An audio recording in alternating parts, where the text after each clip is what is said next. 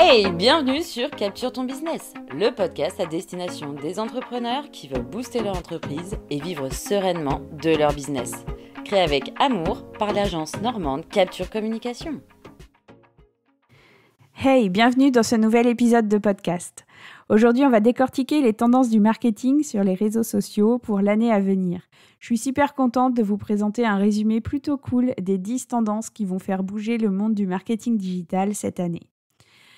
Pour imaginer le contenu de ce podcast, je me suis basée sur l'article de blog du blog de modérateur que je vous invite à suivre et également sur le rapport annuel HubSpot qui résume un petit peu toutes les envies et les projets des marketeurs en France plus particulièrement et un petit peu en Europe.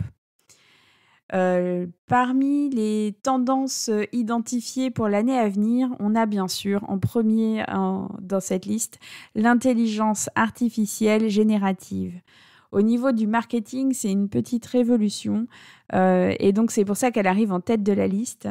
L'IA générative, c'est par exemple ChatGPT qui permet en fait, à partir d'une grande base de données, de créer un contenu unique, inédit, imaginé à partir de ces ressources.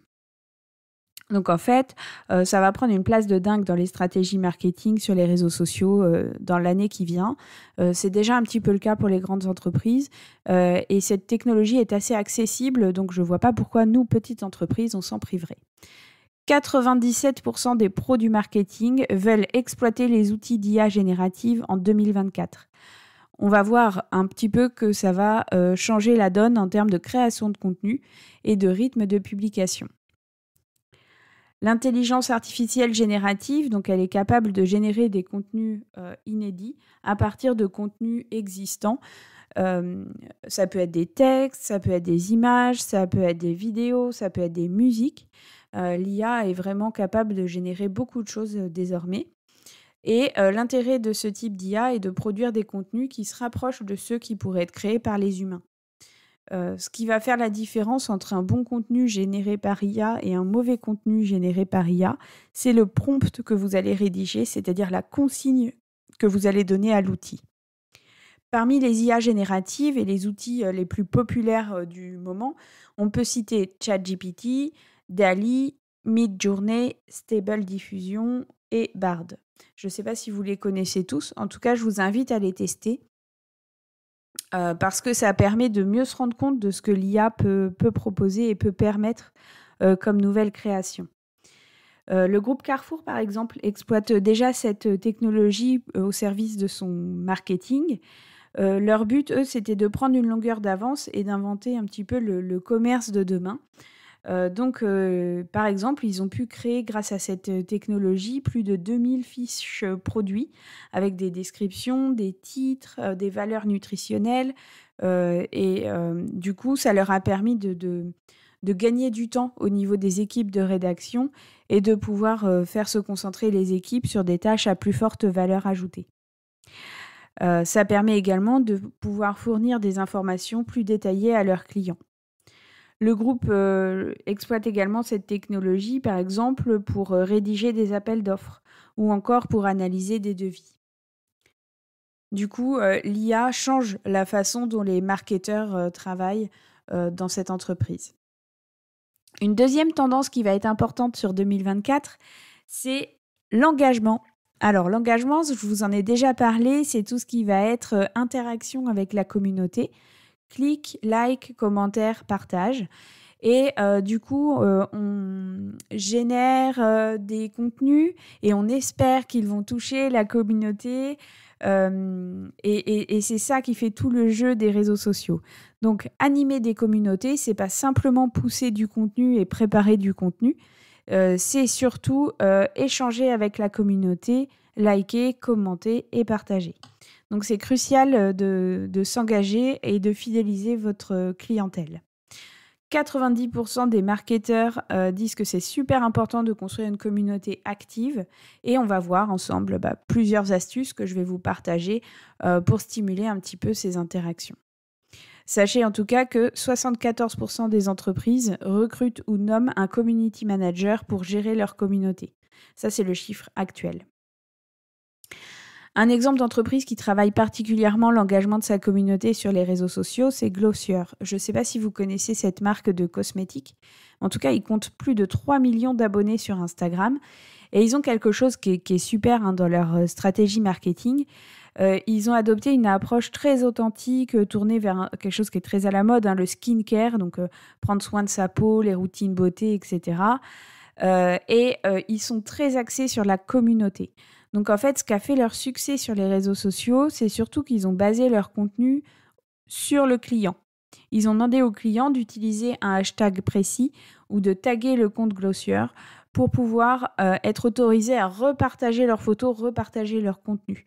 Et du coup, ça donne un côté très authentique à la marque et ça renforce le lien avec les utilisatrices et les utilisateurs de la marque. Il y a un partage de contenu qui vraiment donne un sentiment d'appartenance à la communauté. Glossier est également très actif sur les réseaux sociaux et répond régulièrement aux commentaires, aux messages, aux followers. Il n'y a rien de pire pour un abonné que de publier quelque chose, de poser une question ou de mettre un commentaire et de n'avoir aucune réaction de la marque en face. La marque, elle crée bien sûr un contenu attrayant. Si vous allez voir leur feed sur Internet, sur Instagram, il est très attractif. Ils publient des conseils beauté, des tutos maquillage, des histoires inspirantes. Donc, on est aussi sur du storytelling. Et on est sur une ligne éditoriale assez variée. Ils utilisent également des formats variés, vidéos, photos et vidéos dans les stories. Si bien qu'ils gardent un petit peu l'intérêt de l'audience éveillée. Ce que j'adore aussi dans la stratégie marketing de cette marque, c'est qu'ils ne se sont pas contentés de créer une communauté et de la fédérer sur les réseaux sociaux, sur Internet. Ils ont créé des événements communautaires dans les grandes villes où la marque est bien implantée. Et du coup, ça renforce les liens de la communauté avec une rencontre dans la vraie vie et pas simplement un lien sur Internet à distance. Du coup, en combinant un peu ces différentes astuces, ces différentes stratégies, la marque, elle a réussi à développer un lien très très fort avec sa communauté. Et même si vous ne connaissez pas, c'est pas très grave pour eux, puisqu'ils ont une base de 3 millions d'abonnés qui sont fidèles et qui sont engagés. Donc, moi, je vous invite à regarder un petit peu comment ils font et souvent, s'inspirer des meilleurs, ça fait du bien pour sa propre marque. Troisième tendance qui se dessine cette année, c'est utiliser les réseaux sociaux comme un service client.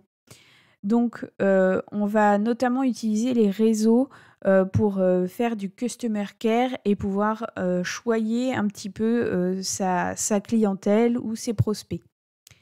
78% des pros du marketing considèrent les réseaux sociaux comme leur outil principal de service client.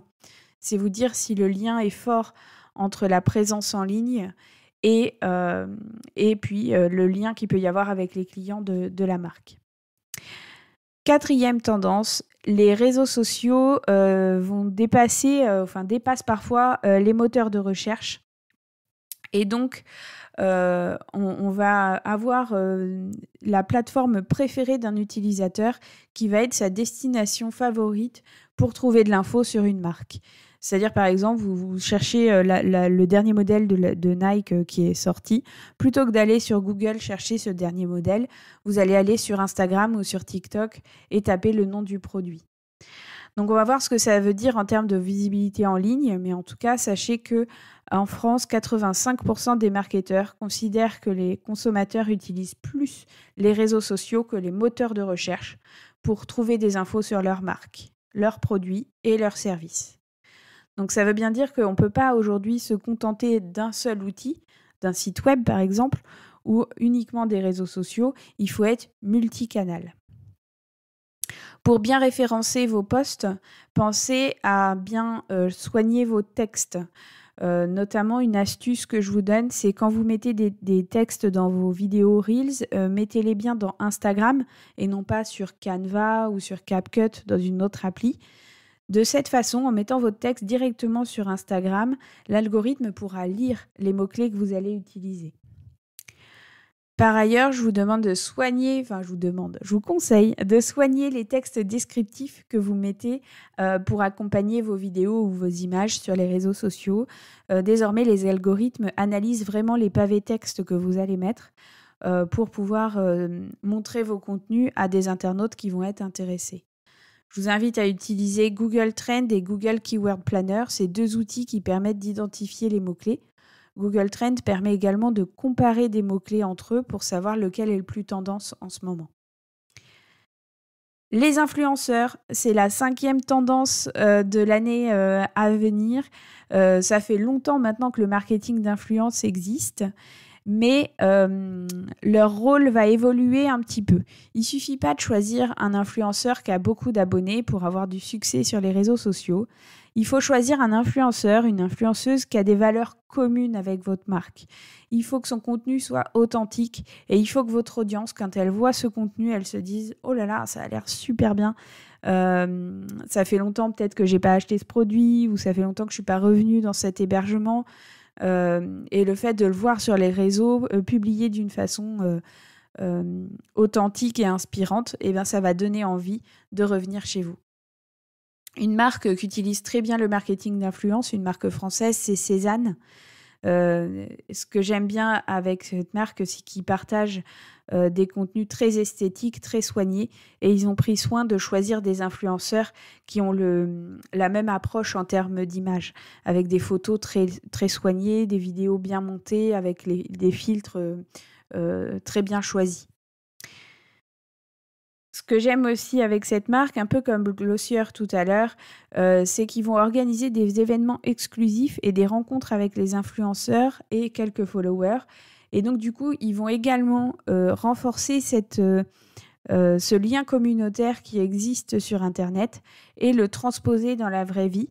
Et pour créer l'événement autour d'un lancement de nouvelles collections, il n'y a pas mieux que des liens très forts avec une communauté.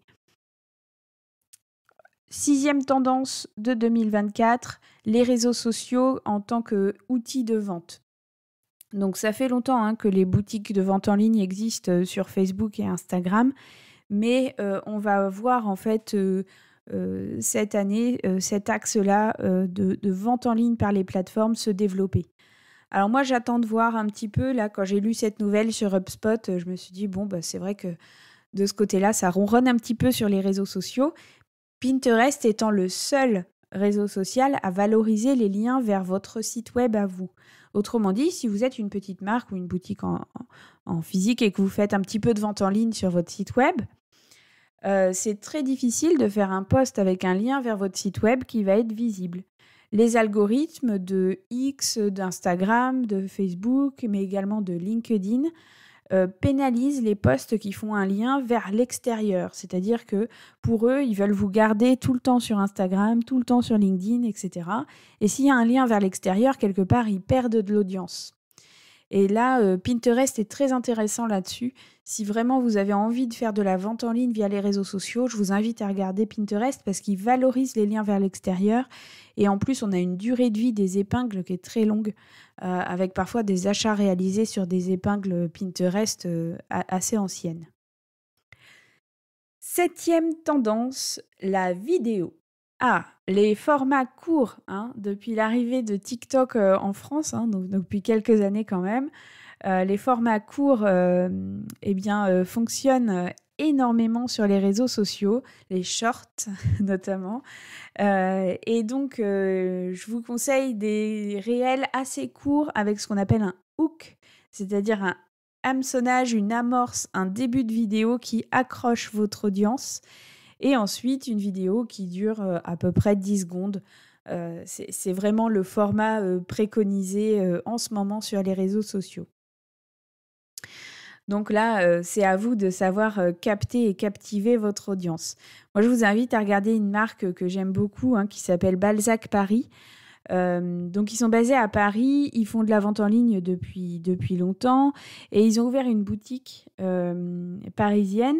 J'avais regardé un petit peu plus cette marque parce qu'un de mes clients, Normandie Ceramics, a fait plusieurs créations pour décorer la boutique, notamment des miroirs magnifiques, des carreaux de carrelage en céramique et des éléments de décor. Et donc, du coup, j'avais un petit peu plus regardé leur production sur les réseaux sociaux. Et c'est vrai que c'est assez dingue. Ils donnent des tutos de style, des conseils mode. Ils dévoilent un peu les coulisses de la production. Et c'est visuellement très attractif. Et leurs vidéos sont vraiment dans les codes actuels des réseaux sociaux. Donc, je vous invite à découvrir cette marque. Et j'en profite pour faire un gros big up au community manager, donc que je ne connais pas, mais dont je salue le travail parce que Balzac Paris, c'est vraiment le genre de marque que j'adore. 8e tendance, produire du contenu qui déchire. Alors ouais, c'est facile à dire comme ça, c'est pas facile à faire, mais sachez que tout à l'heure, je parlais en introduction de l'intelligence artificielle générative. Ça va être un petit souci. On va se retrouver avec beaucoup de contenus diffusés, mais un petit peu tous les mêmes contenus, ou en tout cas un contenu qui va être généré par IA et qui, à mon sens, il va falloir avoir une vigilance humaine pour que ce contenu vous ressemble. Donc moi, voilà comment j'utilise l'IA souvent, c'est que je crée un texte et ensuite je le fais corriger par l'IA. Je le fais corriger soit sur la syntaxe, sur l'orthographe, souvent, mais aussi sur le ton qui va être employé. Par exemple, je vais lui dire reformule-moi ce texte avec plus d'humour. Reformule-moi ce texte avec un ton plus chic ou avec un ton qui va être plus haut de gamme. Voilà. Et en fonction de ce qu'il va me proposer, eh bien, je vais choisir la version qui correspond le mieux à la marque ou à ce que je veux véhiculer comme message. Du coup, ce que je vous invite surtout, c'est à continuer à vous démarquer, continuer à être unique dans cette jungle de contenu en ligne qui n'a pas fini de sortir. Sachez que face au contenu généré par l'IA, les algorithmes s'adaptent et Google est en train de développer un outil pour détecter les contenus générés par IA. Donc faites attention à ça et surtout veillez bien à publier, non pas pour publier et tenir la cadence, mais publier pour faire plaisir et renforcer le lien avec votre communauté. Ce qui va être important aussi, c'est de créer du contenu organique, c'est-à-dire du contenu naturel, pas uniquement du contenu publicitaire. C'est important de ne pas uniquement montrer vos produits, vos services et vos prestations, mais d'apporter une valeur ajoutée, que vos textes, que vos visuels aient un intérêt pour votre communauté. C'est ça qui va renforcer votre relation avec votre audience. Enfin, la dernière tendance, mais pas des moindres, je vous invite à écouter vos followers. En fait, les réseaux sociaux, c'est aussi un lieu pour discuter et pour être à l'écoute de vos clients ou de vos abonnés. Et ça va vous permettre aussi d'ajuster votre stratégie marketing et de proposer des contenus qui sont centrés sur vos utilisateurs, sur la façon dont ils utilisent vos produits, la façon dont ils imaginent travailler avec vous ou ils imaginent utiliser vos produits. La marque Lego, par exemple, a développé une forte présence sur 3 plateformes, Instagram, X et Facebook. Ils sont très engagés en fait dans la conversation avec leur communauté et ils utilisent différemment les 3 plateformes. Et notamment sur X, ils interagissent énormément et ils utilisent cette plateforme pour répondre aux questions des consommateurs, pour résoudre des problèmes de service client et également pour partager des actualités sur les produits et les événements.